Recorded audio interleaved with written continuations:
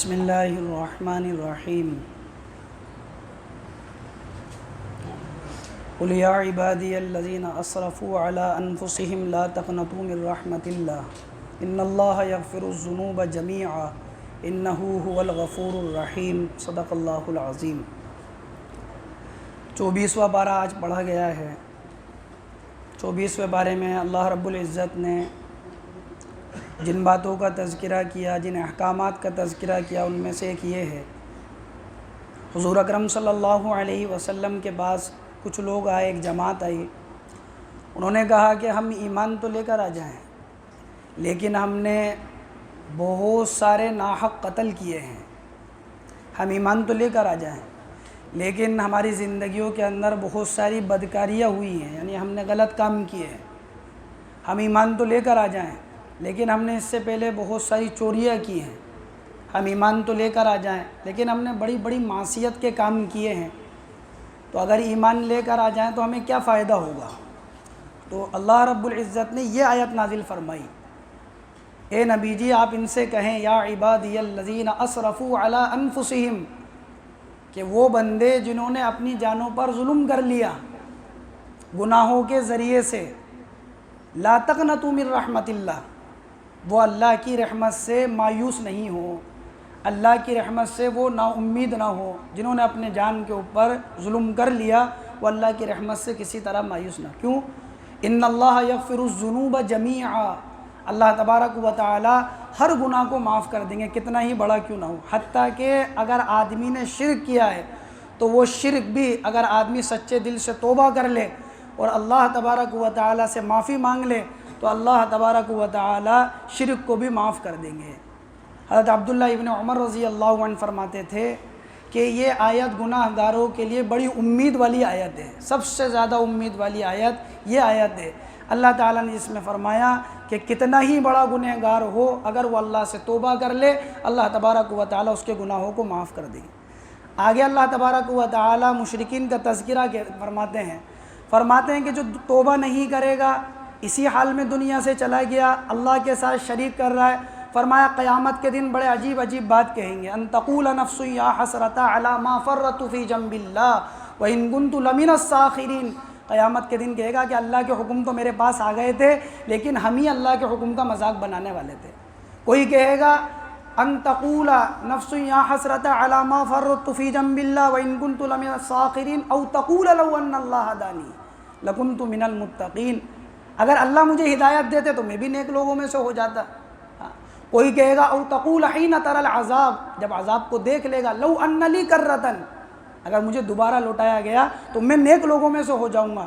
اللہ تعالیٰ قیامت میں کفار و مشرکین کی بات کو نقل کر رہے ہیں کہ یہ کیسے کیسے افسوس کریں گے۔ کبھی تو کہیں گے کہ ہم ہی آیتوں کا مذاق اڑاتے تھے، کبھی کہیں گے ہماری کیا غلطی ہے اس کے اندر، اللہ ہی نے ہمیں ہدایت نہیں دی۔ جبکہ اللہ تعالیٰ نے انسان کو عقل دی، سمجھ دی، بوجھ دی اللہ تعالیٰ نے، تاکہ انسان اپنی عقل کے ذریعے سے پہچانے اپنے خالق کو، اپنے مالک کو۔ تو یہ اس دن بھی اللہ کے اوپر ڈال رہے ہوں گے کہ اللہ نے ہمیں ہدایت نہیں دی، اگر اللہ ہدایت دیتے تو ہم بھی نیک لوگ ہیں۔ دنیا میں منمانی زندگی خود نے گزاری، عیش اور عیاشیوں و فحاشی کے اندر زندگی خود نے گزاری، بت پرستیوں کے اندر زندگی خود نے گزاری، اور قیامت میں کہیں گے اللہ نے ہدایت نہیں دی۔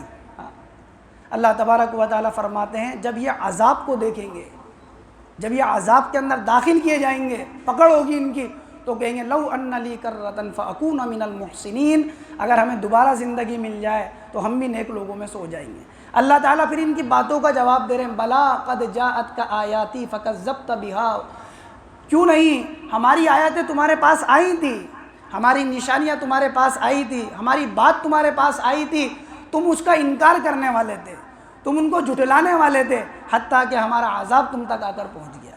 اسی صورت میں اللہ تبارک و تعالی نے مشرکین کا اور اللہ کے نافرمانوں کا اور اللہ کے ماننے والوں کا تذکرہ کیا ہے۔ ایک جماعت ہوگی جس کو جہنم کی طرف لے کر جایا جا رہا ہوگا، ایک جماعت ہوگی جس کو جنت کی طرف لے کر جایا جا رہا ہوگا۔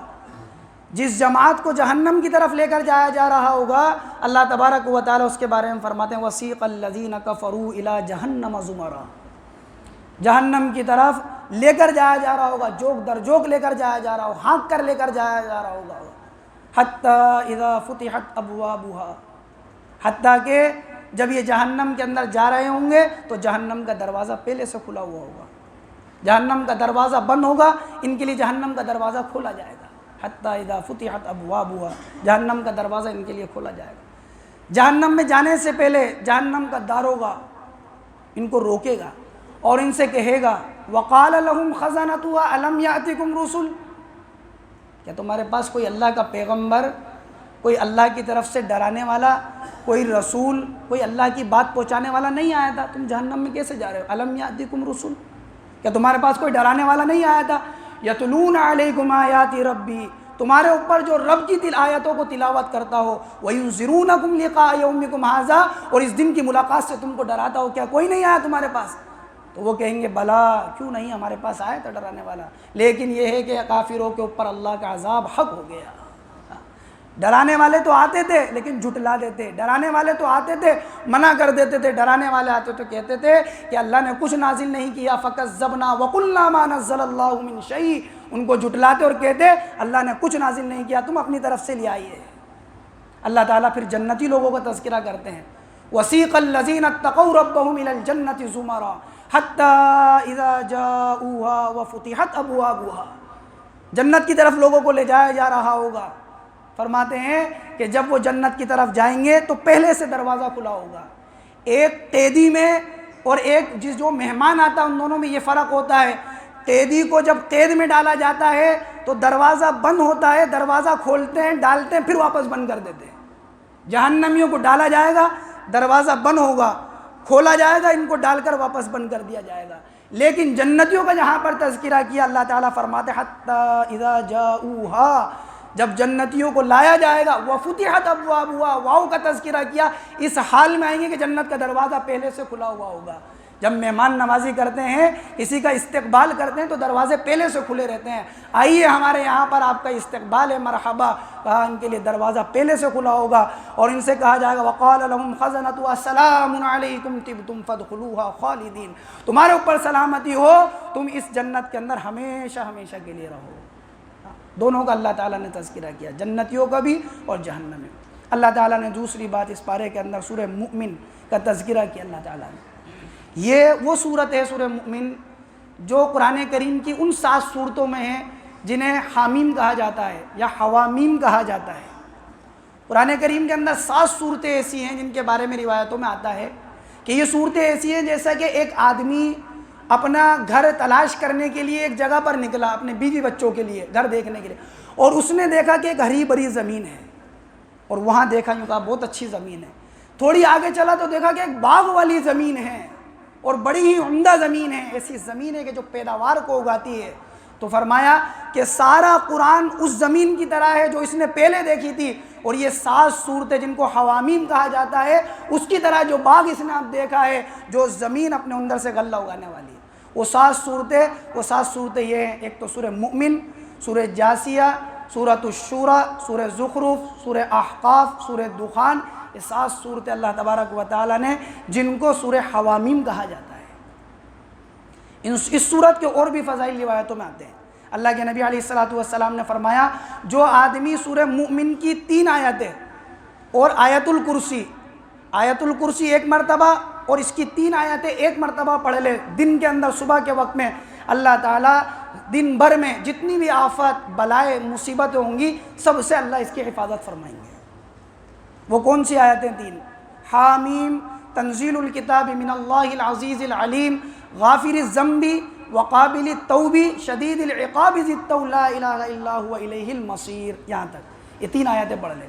ان آیتوں کے بارے میں روایتوں میں یہ بھی آتا ہے، حضرت ثابت بنانی رحمہ اللہ تابعین کے اندر سے ہیں، حضرت مصعب بن زبیر رضی اللہ عنہ کے ساتھ کوفہ کے اندر کہیں جا رہے تھے تو ایک باغ دیکھا، اس باغ میں انہوں نے سوچا کہ میں یہاں پر نماز ادا کر لوں 2 رکعت، تو ثابت بنانی رحمہ اللہ اس باغ کے اندر داخل ہو گئے۔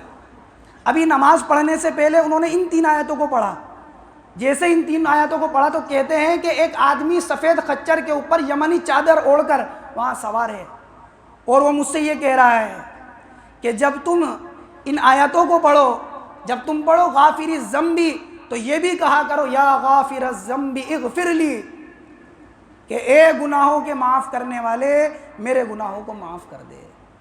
جب تم پڑھو غافر الذنب وقابل التوب تو کہا کرو یا قابل التوب اقبل توبتی، اقبل توبتی، اے توبہ کے قبول کرنے والے میری توبہ کو قبول کر لے۔ جب شدید العقاب پڑھو تو یا شدید العقاب لا تعاقبنی، اے زبردست پکڑنے والے میری پکڑ مت کرنا۔ جب ذی طول کہو تو یا ذی الطولی طل علی خیر، تو یوں کہا کرو اے زبردست طاقت والے میرے اوپر اپنی خیر کو ڈال دے۔ کہا جب میں نے ان کلمات کو سنا تو میں نے واپس مڑ کر دیکھا تو وہ آدمی مجھے نہیں دکھا۔ لوگوں نے کہا کہ وہ حضرت الیاس علیہ السلام تھے۔ حضرت الیاس علیہ السلام کے بارے میں جن کا تذکرہ کل کیا، بہت سے مفسرین کی رائے ہے یہ اللہ کے ان دو نبیوں میں سے ہیں۔ دو نبی آسمان میں زندہ ہیں اور ہر نبی اپنی قبر کے اندر موجود ہے، زندہ ہے، لیکن دو نبی آسمان میں ہیں اور دو نبی زمین کے اندر زندہ ہیں، جن کے بارے میں آتا ہے مفسرین، بعض مفسرین نے لکھا ہے کہ وہ دو نبی جو زمین میں، ایک حضرت خضر علیہ السلام اور ایک حضرت الیاس، اور دو آسمان میں ہیں، حضرت عیسیٰ اور ادریس علیہ السلام۔ یوں فرمایا حضرت الیاس علیہ السلام تھے۔ اسی آیت کے بارے میں حضرت عمر رضی اللہ عنہ کے بارے میں آتا ہے، ملک شام سے ایک آدمی آیا کرتا تھا حضرت عمر کے پاس، انتہائی طاقتور انسان تھا۔ حضرت عمر رضی اللہ عنہ نے دیکھا کہ وہ آدمی کئی دن سے نہیں آ رہا، تو حضرت عمر نے پوچھا لوگوں سے کیا ہوا، وہ آدمی نہیں آ رہا جو آتا تھا ہمارے پاس؟ تو لوگوں نے کہا امیر المؤمنین کیا اس کی حالت بتائیں، شراب میں مست رہتا ہے، شراب پیتا ہے اور کہیں کہیں پڑا رہتا ہے۔ حضرت عمر رضی اللہ عنہ نے خط لکھا اس آدمی کو، امیر المؤمنین ہے، ایک شراب پینے والے کو خط لکھ رہا ہے۔ خط کے اندر لکھتے ہیں بسم اللہ الرحمن الرحیم من عمر بن الخطاب الى فلان ابن فلان سلام علیک احمد الیک اللہ الذی لا الہ الا هو غافر الذنب وقابل التوب شدید العقاب ذی الطول لا الہ الا هو الیہ المصیر۔ شروع کرتا ہوں اللہ کے نام سے۔ قاصد کو خط دیا اور قاصد سے کہا جاؤ اس کے پاس خط لے کر جاؤ اور دیکھو اس وقت خط دینا اس کو جب وہ نشے میں نہیں ہو، خط اسی کو دینا، کسی دوسرے کو مت دینا۔ یہ قاصد لے کر چلا خط، جب وہ آدمی نشے میں نہیں تھا اس کو خط دیا تو اس نے خط کو پڑھا اور خط کے اندر دیکھا شروع کرتا ہوں اللہ کے نام سے جو بڑا مہربان ہے، نہایت رحم والا ہے، عمر بن خطاب کی طرف سے یہ خط ہے فلاں فلاں کی طرف، تمام تعریفیں اس اللہ ہی کے لیے ہیں جس کے علاوہ کوئی معبود نہیں ہے، گناہوں کا بخشنے والا ہے اور زبردست پکڑ کرنے والا ہے، زبردست طاقت والا ہے، ہر ایک کو اسی کی طرف لوٹنا ہے۔ اب وہ آدمی خط پڑھتا ہے روتا ہے، خط پڑھتا ہے روتا ہے، کہتا ہے کہ اس خط کے اندر اللہ کا وعدہ بھی ہے اور وعید بھی ہے، گناہوں سے بخشش کی بات بھی ہے اور پکڑ کی بات بھی ہے، روتا ہے۔ حتیٰ کہ اس آدمی نے شراب کے پینے سے توبہ کری اور ایسی توبہ کری کہ کبھی زندگی میں شراب کی گھونٹ کے منہ نہیں لگایا اس نے۔ جب حضرت عمر رضی اللہ عنہ کو بتایا گیا امیر المؤمنین اس آدمی نے شراب سے توبہ کر لی اور ایسی سچی اور پکی توبہ کری ہے کہ زندگی میں کبھی وہ اس نے ارادہ کیا ہے کہ وہ شراب کے منہ تک نہیں لگائے گا۔ تو حضرت عمر رضی اللہ عنہ نے فرمایا تھا کہ گناہ گاروں کی مدد کیا کرو دعاؤں کے ذریعے سے۔ یہ خط لے کر بھیجا اور صحابہ سے کہا تھا ساتھیوں سے اپنے کہ اس کے لیے دعا بھی کرو، شیطان کے ساتھ مدد مت کرو۔ کیا مطلب؟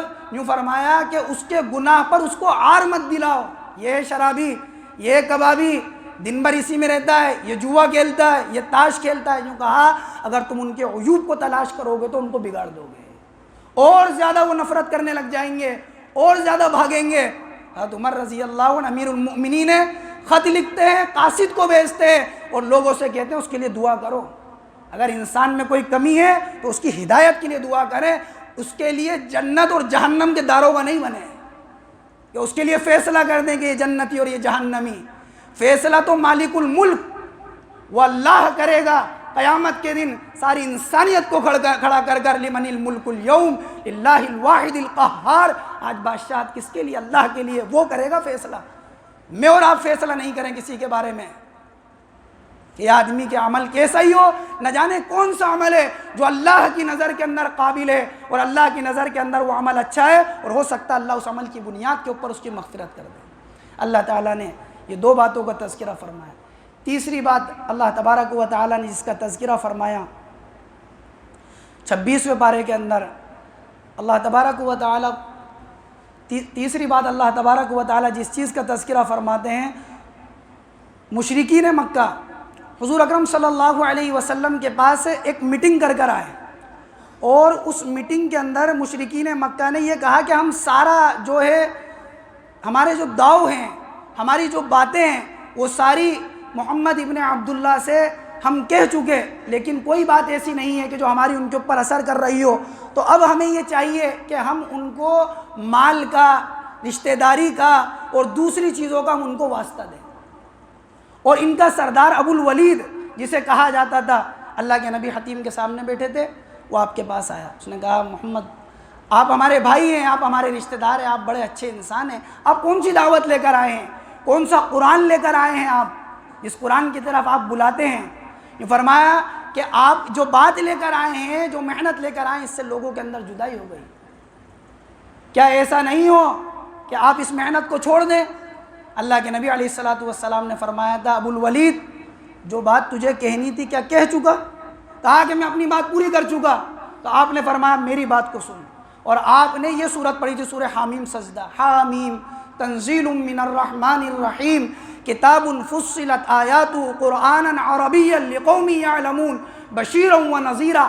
مسلسل آپ قرآن پڑھتے گئے، یہاں تک پہنچے فَإِنْ أَعْرَضُوا فَقُلْ أَنذَرْتُكُمْ صَاعِقَةً مِثْلَ صَاعِقَةِ عَادٍ وَثَمُودَ۔ محمد صلی اللہ علیہ وسلم اگر یہ نہیں مانتے تو قوم سمود اور قوم عاد کو جس طرح بجلی کی کڑک سے ڈرایا گیا، آپ ان کو ڈرائیں۔ اس نے اپنے کانوں پر ہاتھ رکھے اور یوں کہا بس کریں محمد ابن عبداللہ، بس کریں، اور اٹھ کر جانے لگا۔ لوگوں نے کہا ابو الولید کیا ہوا؟ تیرا چہرے کی رونق اڑ گئی، ہم تو کہہ رہے تھے کہ تو گیا تھا بات کرنے کے لیے، آج معاملہ حل کر آئے گا۔ یوں فرمایا لقد سمعت قولا، اللہ کی قسم میں نے ایسی بات کو سنا ہے، فما سمعت مثل، میں نے اس سے پہلے کبھی اس بات کو نہیں سنا، واللہ ما ہوا بالسحر ولا بالشعر ولا بالکہانہ، اللہ کی قسم وہ ساحروں کا، شاعروں کا، کاہنوں کا کلام نہیں ہے۔ یا قوم، اے قوم میری، یا معاشر قریش اطیعونی، اے قریش کی جماعت میری بات مانو اور محمد صلی اللہ علیہ وسلم کو ان کے حال پر چھوڑ دو۔ لوگوں نے کہا ایسا لگتا ہے ابو الولید تیرے دل پر بھی محمد صلی اللہ علیہ وسلم کی بات اثر کر گئی۔ کیوں کہا ھذا رأیی فاصنعوا ما بدا لکم، یہ میری بات ہے، یہ میری رائے ہے، باقی تمہاری جو مرضی ہو تم کرو، میں نے اپنی بات کہہ دی۔ آپ علیہ السلام پر جو کلام نازل ہوا تھا، اس کلام کی حقانیت اپنوں نے بھی قبول کی تھی اور غیروں نے بھی قبول کی تھی۔ اللہ تعالیٰ نے ان باتوں کا تذکرہ فرمایا۔ اللہ تعالیٰ مجھے اور آپ کو عمل کی توفیق نصیب فرمائے۔